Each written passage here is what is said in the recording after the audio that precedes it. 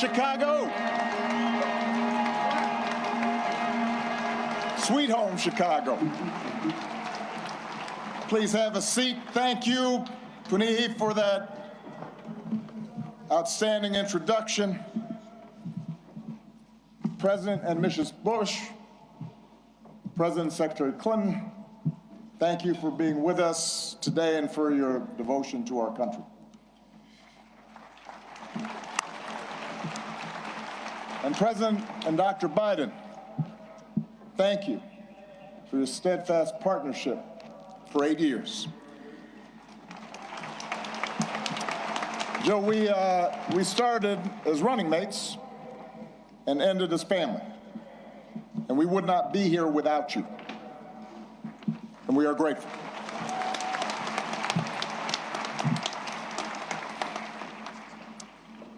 To our amazing foundation staff and our amazing board, to Governor Pritzker, Mayor Johnson, thank you for making this center possible. To congressional leaders and foreign dignitaries who've made the trip, I cherish our partnership together and all we got accomplished together. Thank you.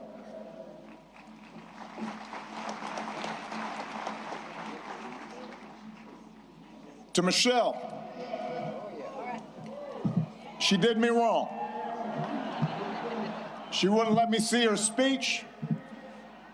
She knew she was going to mess me up, and she did it anyway. But she's always made me better.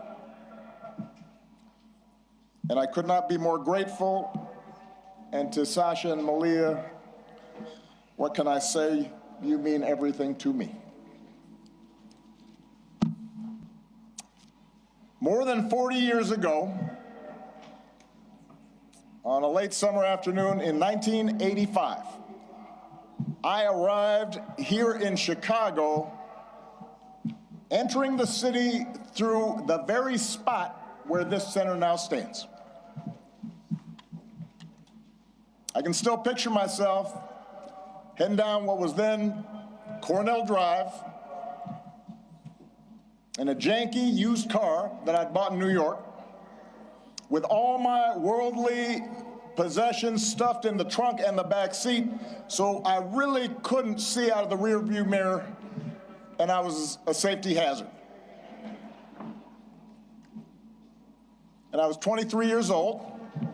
I'd just been hired by a group of churches on the South Side to help organize a part of the city that had been battered by steel plant closings and chronic neglect. And I didn't have much organizing experience. Didn't know anybody in Chicago. But I had been inspired by the civil rights movement, and I knew I wanted to make a difference. And although I wasn't sure exactly how I was going to do that, I was possessed with this abiding faith that if we could give people more of a say in the forces that govern their lives, if we could bridge some of the differences that drove us apart, then we could build an America where everyone counts and everyone has a fair shot and everyone belongs. Even a mixed-race kid with a weird backstory and a name nobody could pronounce.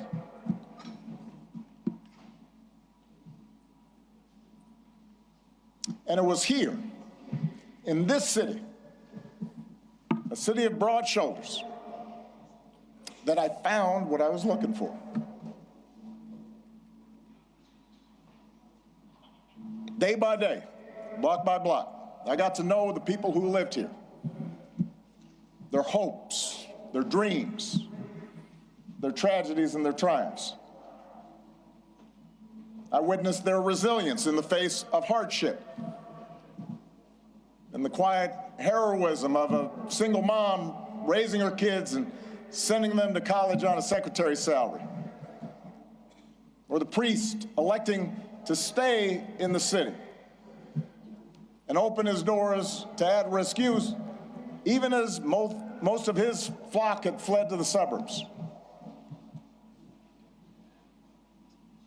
I learned that leadership has less to do with titles or rank or chasing attention than with helping others find their voice, reaching their potential,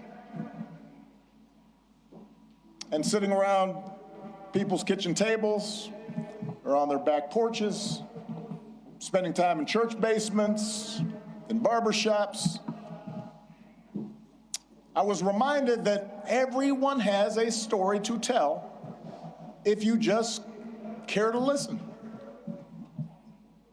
Sacred stories, full of courage and humor and grace,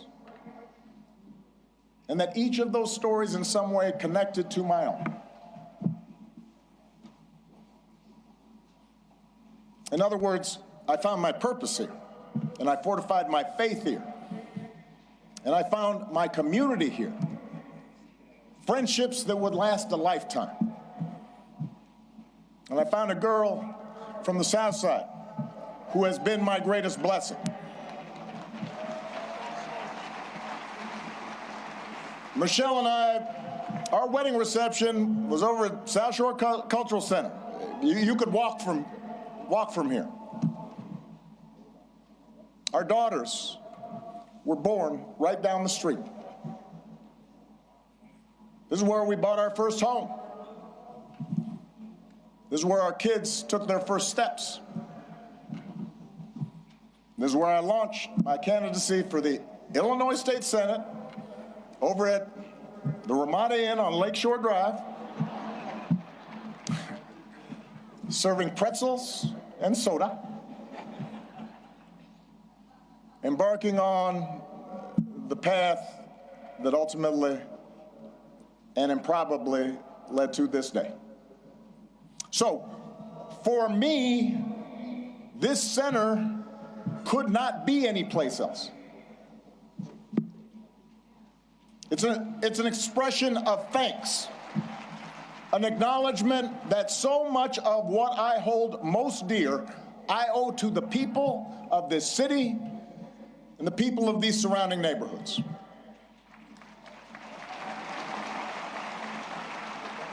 And it's why we designed the center not to be some lifeless mausoleum. I am too young for that. Not just a place to see Michelle's dresses, although I understand that will be the top attraction. We wanted it to be a vibrant, living celebration of community, where we can learn together and share the joys of art and music and sport and play. Because it's in those moments that we're reminded of our common humanity.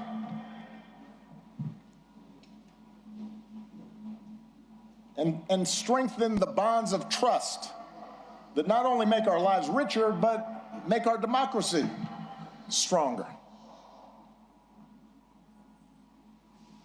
Now, we also wanted this center to be a celebration of the extraordinary public servants, many of whom are here today, that made this journey possible. Some of you helped get me elected. Some of you I had to talk into joining my administration. Some of you were seasoned veterans who helped show a rookie president the ropes. But a lot of you were younger than I was when I first drove into this city. And we're all a bit older now. Many of you have children of your own, even grandchildren. But the passage of time has only deepened my admiration for your talent and your dedication and your skill. It's only deepened my gratitude for how much you and your families sacrificed to make this country better. So when you visit this center today or in days to come, I hope you see yourselves and your hard work reflected in every exhibit. And I hope you take pride in what we accomplished together. You made that happen.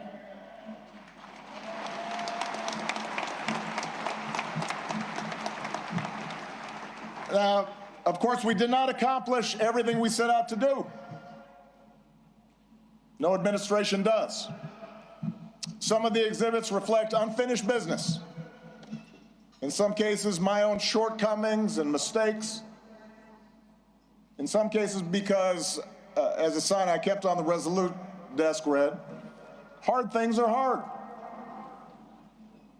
And that's especially true in a big, raucous, diverse, argumentative democracy like the United States of America.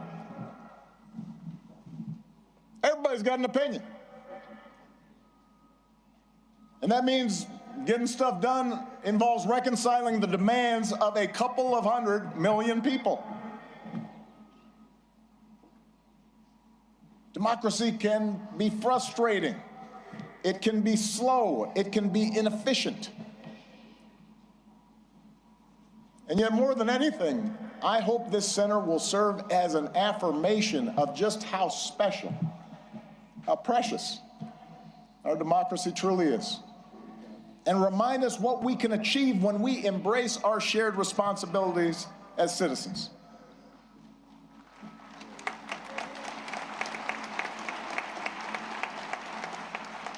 And since we're a few weeks away from America's 250th birthday, it is worth remembering just how radical the whole idea of self-government really was back in 1776.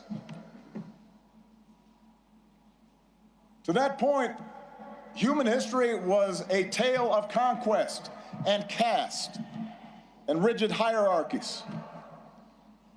A world where the strong dominated the weak, where power and wealth and status flowed through lineage, and the many were ruled by the few. But out of the fire and steel of a revolution, a different story took flight on this continent.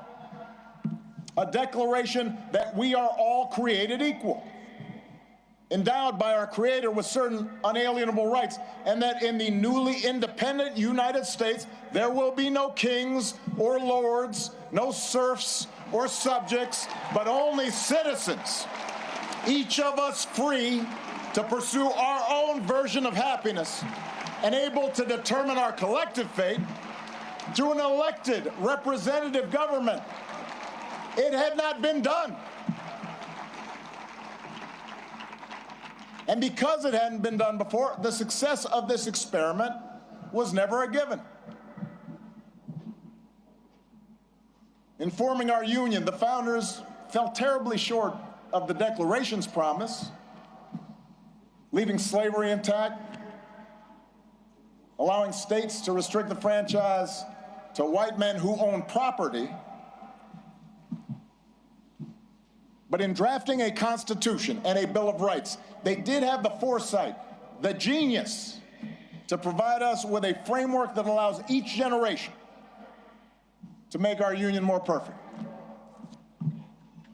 And over more than 2 centuries, through petitions and protests, marches and strikes, moral appeals from the pulpit, and conversations at the family dinner table,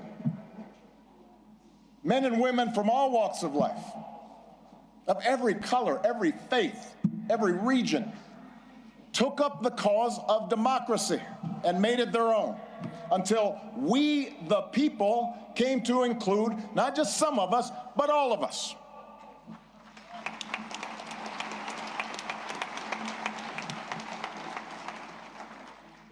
And that's why the story we tell in this building begins not with Michelle's origins or my origins, but with our nation's, with a founding era print of the Declaration of Independence, and a pen and ink stand used by Frederick Douglass. Lincoln's Bible, and a pamphlet by Ida B. Wells, suffragist buttons, and a hard hat worn by FDR's Labor Secretary, Francis Perkins. And it's why the exhibits here focus not just on policies, but on the shared values that make democracy possible. A belief in the intrinsic dignity and worth of all people, and that no one is above the law or beneath its protection. A belief in checks and balances in our government and an accountability that comes with it, an independent judiciary and a robust free press. A belief that our military and law enforcement owe allegiance not to any president or political party, but to the people and our Constitution. A belief in the peaceful transfer of power after the people have spoken in fair and free elections, recognizing that in a large, complicated society like ours, no group or faction gets its way 100% of the time. And a belief that qualities of character, honesty, integrity, kindness, compassion, a sense of duty, and honor, those things matter in our public dealings, just as they do in our private lives. These are not,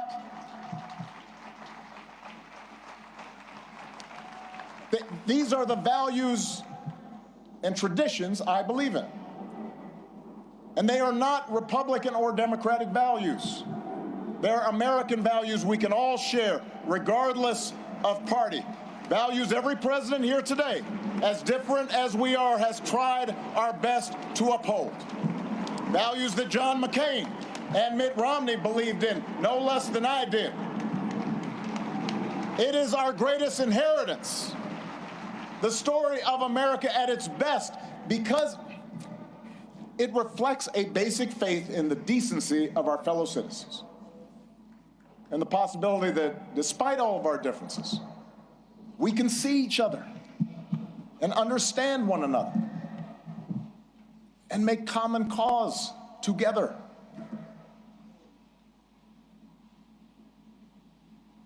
That's what I hope every visitor to this center takes away from their experience. And that's why if you come for a day and you don't have time to see everything, I would urge you to skip the clips of my speeches. You have heard them all before.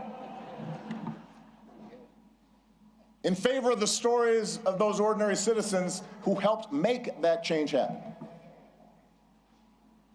The cancer survivor who feared rising premiums would force her out of her home and was brave enough to speak out about it. She's why we pushed so hard for health care reform. The small business owner trying to keep the lights on. The teenage girl who told me she was worried her dad might lose his job in the auto crisis. They're why we focus so relentlessly on pulling our economy back from the Great Recession. The wounded warrior overcoming debilitating injuries. The gay Air Force major serving her country even when forced to hide who she was. They're why we worked to end Don't Ask, Don't Tell and care for those who've worn our country's uniform and do right by our military families. It's their voices that led to our successes. And while going through the exhibits, I'd also ask you to listen to the voices of people around the world who've been inspired by American ideas. Yes, America has made its share of foreign policy mistakes. Our actions have not always matched our rhetoric. We've learned that we can't solve every conflict or stop every atrocity around the globe, but at our best, the United States has been an undeniable force for good in the world. And what I heard on every continent as president is that when American foreign policy lives up to our highest ideals, when we champion human rights and democracy and the sound stewardship of our planet, when we take the lead in eradicating disease and feeding the hungry and educating children, when we encourage cooperation between nations, instead of trying to dominate and bully and squeeze every advantage just because we can. And most of all, when we show through our example here at home that even a country as big and diverse as ours can make democracy work, it turns out all nations, including ours, become more prosperous and secure. And the world gets a little bit brighter.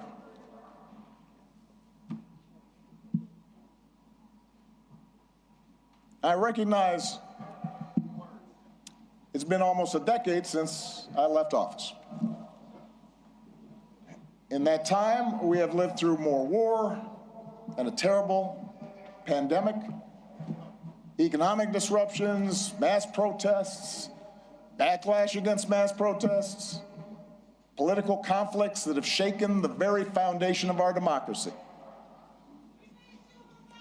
We've witnessed a technological revolution that promises remarkable discoveries, could revolutionize medicine, but is also accelerating inequality, that puts all the world's information in the palm of our hands, but somehow makes it harder for us to tell a truth from a lie, that connects us instantly like never before, even as it makes us more distrustful and more withdrawn and more fearful and more isolated from each other. It's a lot. For millions of people in this country and around the world, the future feels uncertain, the ground unstable beneath our feet. And as algorithms keep feeding us a steady stream of distraction and outrage, as only the loudest, most extreme voices get attention, fanning our prejudices, appealing to our basest, most tribal instincts, it's tempting to give in to cynicism and even despair, to stop trying. We start thinking that appeals to democracy and civic participation are corny and old-fashioned and boring and naive. That the very idea of working on behalf of the common good is a sucker's bet. And that in order for us to win, somebody else has got to lose. I get it. I am not immune to anger or doubt. But I do know this. When we lose faith in each other, when we stop believing that voting matters, that citizenship matters, that our collective voices matter, that how we treat each other no longer matters, then we give away our power to decide our own futures. We open the door to the most ruthless, or the most careless, or the most fearful among us, who see some groups and some people as more equal than others, and see government as nothing more than a way to divvy up the spoils and punish enemies and keep those who are different in their place.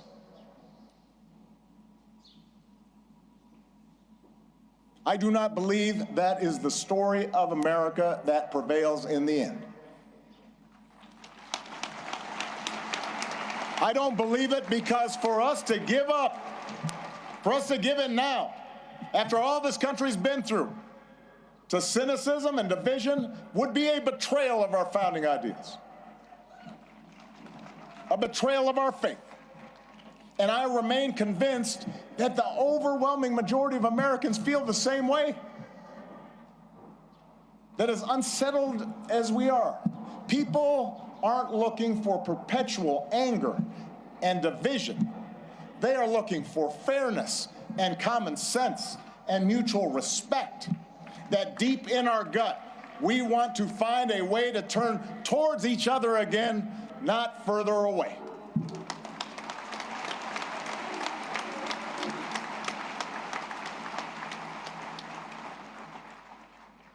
I believe this because I've seen it all across our country. In cities that have worked together to reclaim their streets from crime, in rural communities that have rebuilt their economy, in businesses that are finding new ways to make housing affordable, in those ordinary people in the Twin Cities who brave frigid temperatures, risk their own safety, standing shoulder to shoulder to look out for their neighbors and sometimes look out for strangers because they knew that was the right thing to do. I've seen it.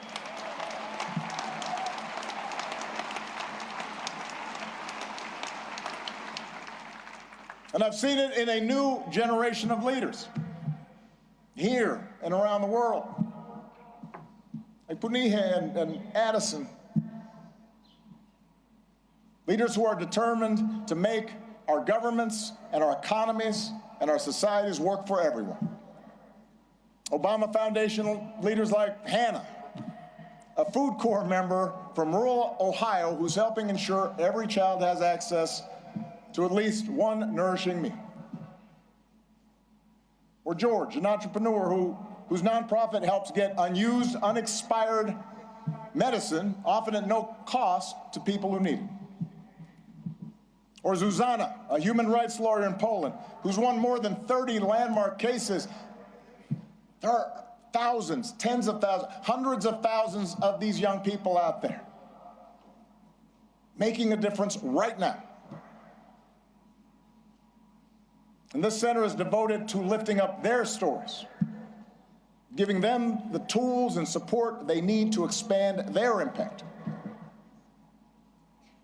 For while our work is nonpartisan, we are not values neutral. We have a point of view.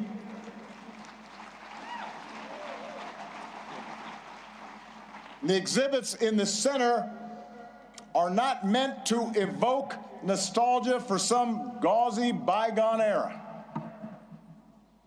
some unattainable past that we can dream about and say, oh, we miss you, Barack. They're meant to remind us of who we can be, to remind us of what's possible, so we can forge ahead, clear-eyed and confident, and do the work that still needs to be done. We can learn from the past, but America's story isn't frozen in the past.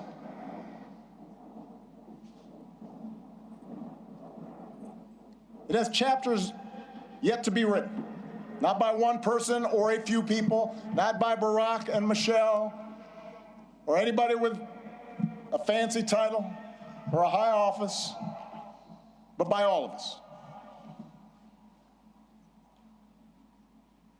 You know, one of the things a lot of presidential libraries now have in common is a replica of the Oval Office. And if you take a peek at the one inside this building, you will see some objects that carried some special meaning for me during the time that I was in office. There's a program that a friend from the South Side gave me that he had retrieved from the 1963 March on Washington. He was there. There's a Norman Rockwell painting of the Statue of Liberty with workers hanging on ropes, burnishing the torch that she holds aloft. And on the rug, you'll read words from some of America's greatest leaders, including a quote that inspired that arch that you see right there at the south end of the plaza by Martin Puryear. The arc of the moral universe is long, but it bends towards justice.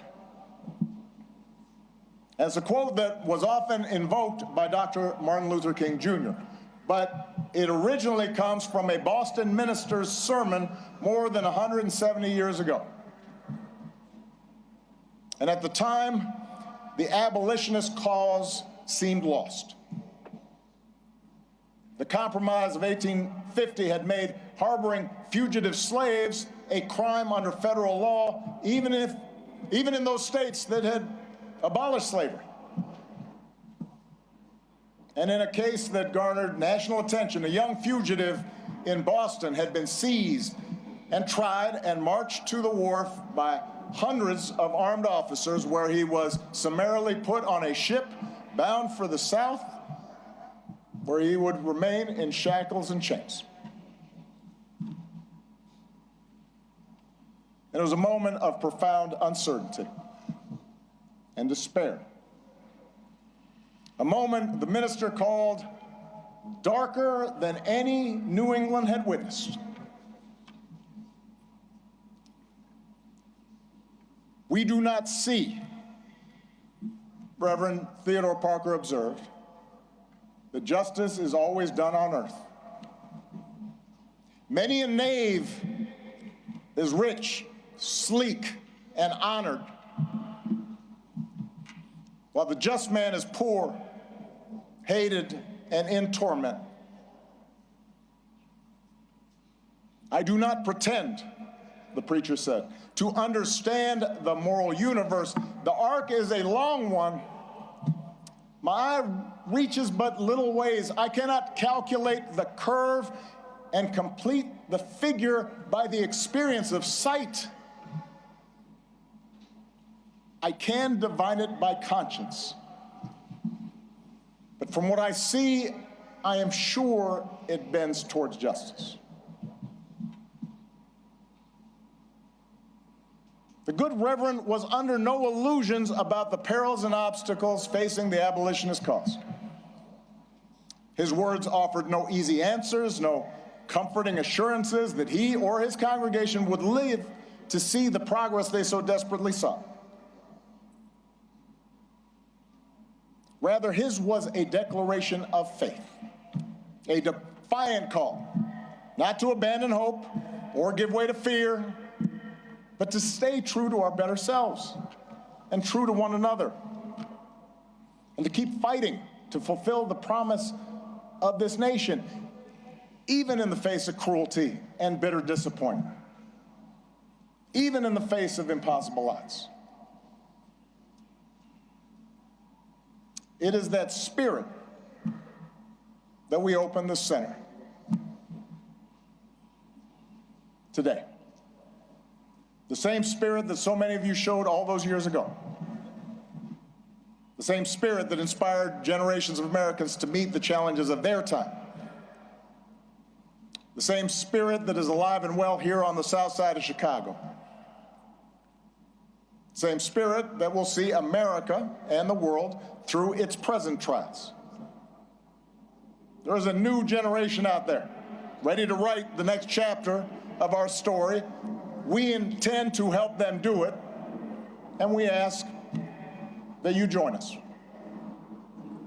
Thank you. God bless you. God bless the United States of America.